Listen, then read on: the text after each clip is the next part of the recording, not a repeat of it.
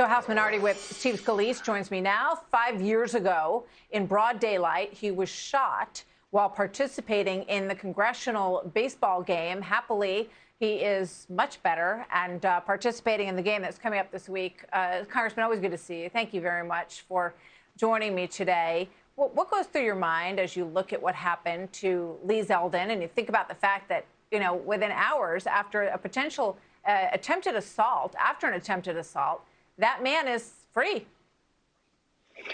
Yeah, Martha, you know, it's very disturbing when I saw the video last night.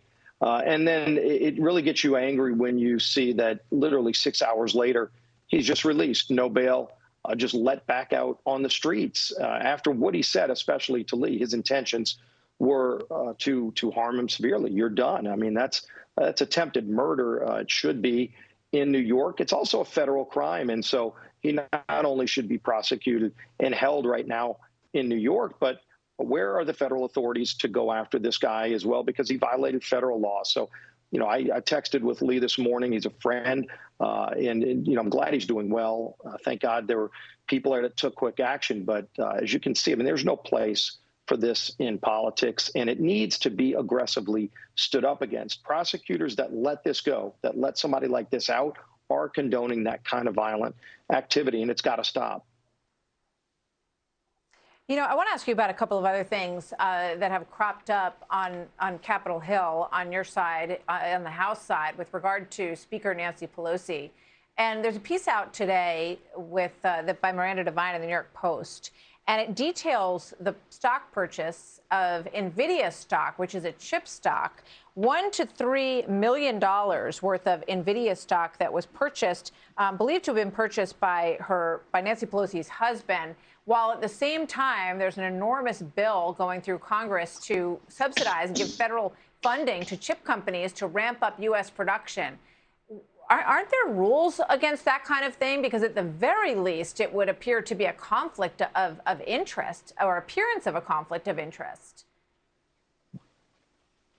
Yeah, Martha, insider trading is already illegal, and it's concerning when you see something like that. Like, I have real concerns about this CHIP Act because I mean, it's going to be over $100 and maybe $50 billion in borrowed money, plus a number of other concerns. We need to bring chip manufacturing back to this country, but do you need to do it at the cost of adding $150 billion in debt with things that have nothing to do with it?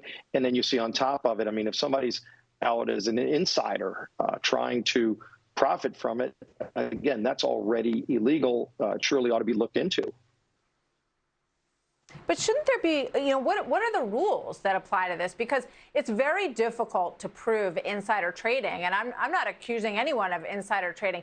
But you know, you would think that the rules in Congress would be that if you are overseeing legislation with regard to an industry, that your family funds shouldn't go anywhere near that during that period. Are there any rules that forbid that? There are some rules, but again, you shouldn't be doing it anyway. You shouldn't be trading stocks based on things that you're personally dealing with, whether it's you or your direct family. And again, insider trading is already illegal.